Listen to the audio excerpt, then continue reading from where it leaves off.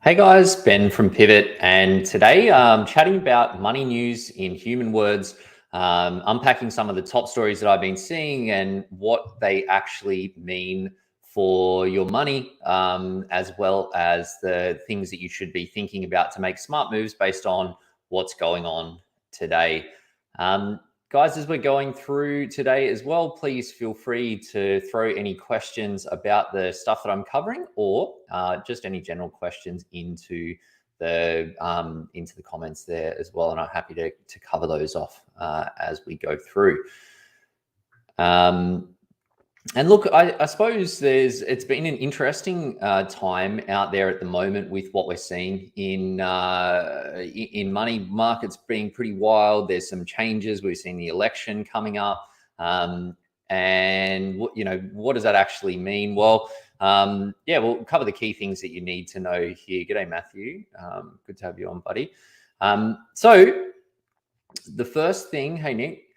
The first thing that I want to cover is about the HECS repayment rates increasing in Australia. We've seen the biggest ever jump the biggest jump in the last decade at 3.9%. So for anyone that's got a uni HECS debt or fee help obligation, I'm going to see a pretty considerable jump in that over the next little bit.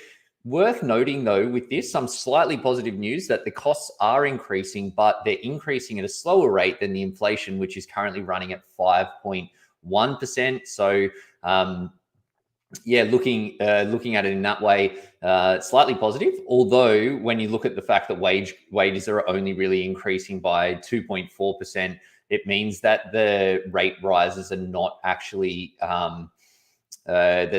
the wages aren't actually increasing at the same rate as what's going on with HECS, and meaning that we need to pay more. Positive, though, is that there's no immediate impact in that, like fee HECS repayment rates in your pay packet are still all the same. So it means that it's not like you're going to be getting paid less money in your pay packet tomorrow, which is some positive news. But it should bring back into focus like what's going on with your HECS, like just having a strategy, because so many people that I speak to really, they just, do what they get. Like they don't have any considered strategy around their HECS.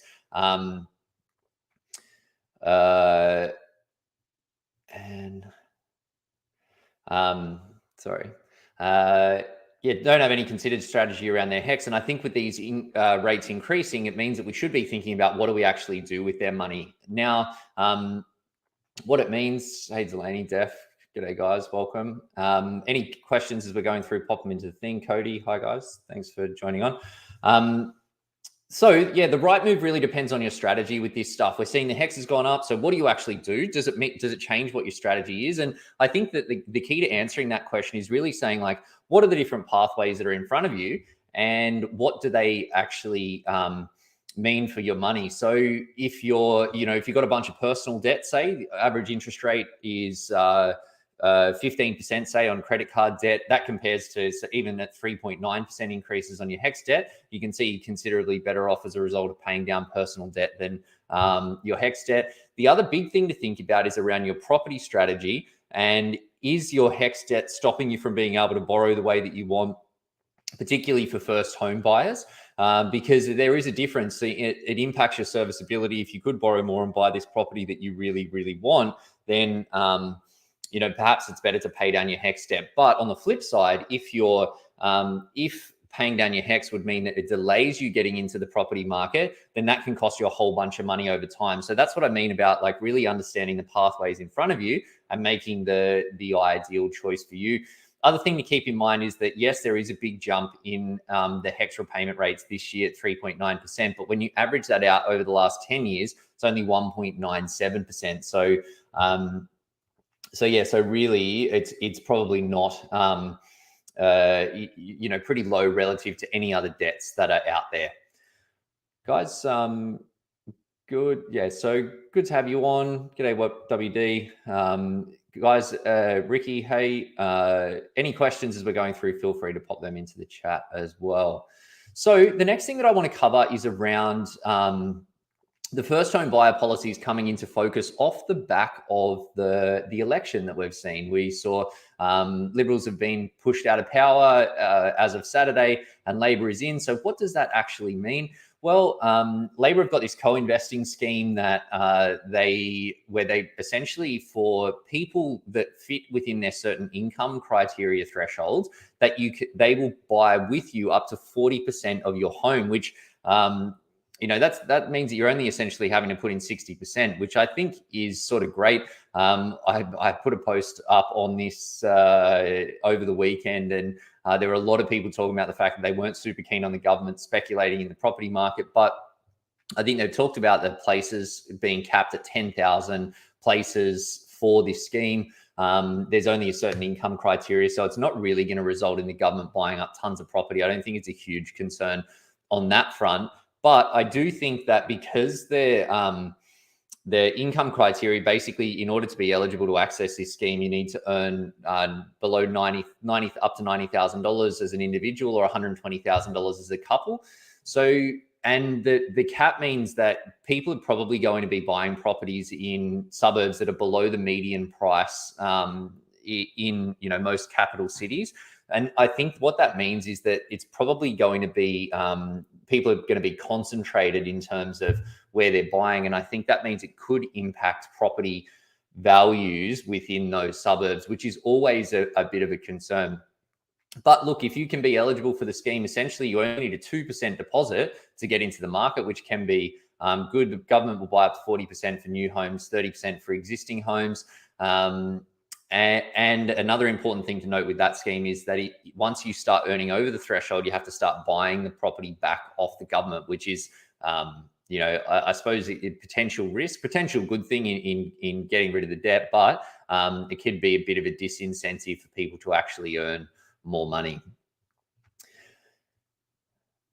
The next thing that I wanted to cover was the talk of around the share market, and we saw a wild ride in the share markets last week. Nasdaq was down like 4% on one day, had a strong recovery at the back end of the week, but some of the stats show that the market dynamics are changing to something that looks similar to what the markets were looking at when the .com crash happened back in 2001. I was reading an article about this big fund manager that was running a $100 million plus fund at that time, and ended up blowing up the fund and having to basically shut it down. And they were talking about some of the detailed sort of technical analyses of the market conditions at that point, and realized that there were a bit of similarities. So I think that tells us that we're in for a bit of a wild ride over the next little bit.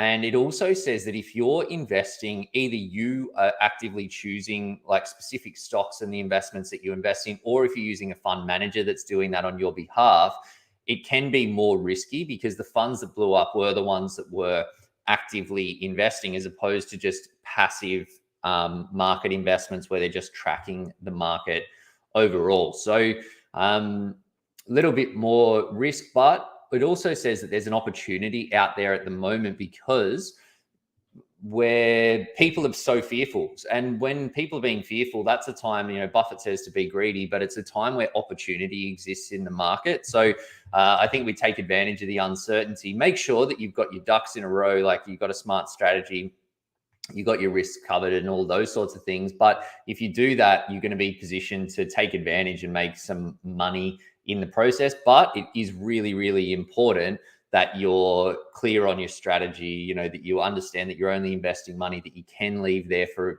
a while if the markets do continue to slide. So make sure that you're, got a good game plan around that before you jump in. I'm going to talk a bit about some billionaire bashing that I've been hearing over in the US, but welcome to all the guys that have just jumped on Tick. Hey guys, any questions as we're going through, please feel free to pop them in. Moho, g'day, welcome.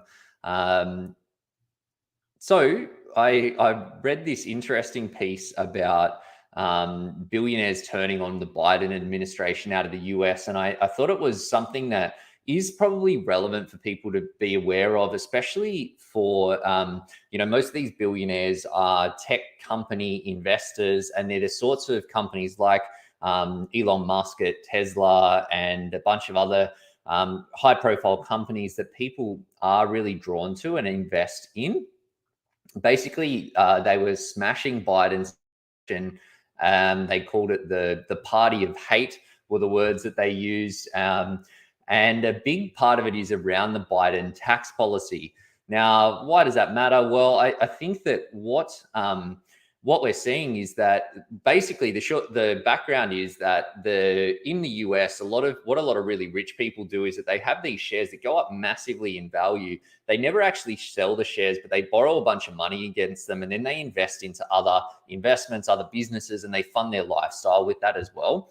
Because they're never selling their investments, they never pay any tax. So there's these massive unrealized capital gains positions in the US, and the Biden about taxing that money, which everyone, including Elon, wasn't too happy about. Now, what that actually means, though, is that if you're investing into those markets, these shares, like Elon sold 10% of Tesla, realized a bunch of gains to cash out. And I think that we'll probably see that happening more and more, which does have a drag down effect on those share prices, because for those tech companies in particular that have gone through the roof, the main investors normally hold like a really big proportion of the shares, and they hold them for a long period of time, which essentially means the rest of the market is just trading in a smaller proportion of the company.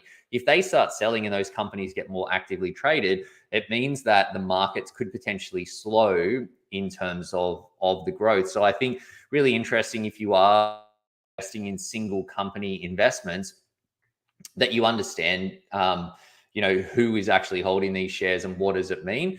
And think about diversifying to reduce that risk down as well.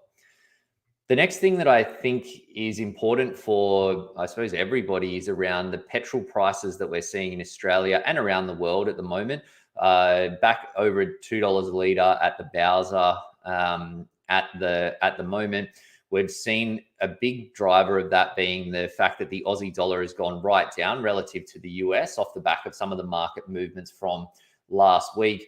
And the oil prices have been super volatile. But what does that actually mean? Well, we've got this temporary fuel excise that the government have put in that will end at the end of June. I think particularly with Labor getting in, it seems unlikely that there's going to be an appetite for them to extend that and spend more money, because it is quite an expensive initiative. And what that means is that post-June, we're probably going to see another big surge in petrol prices.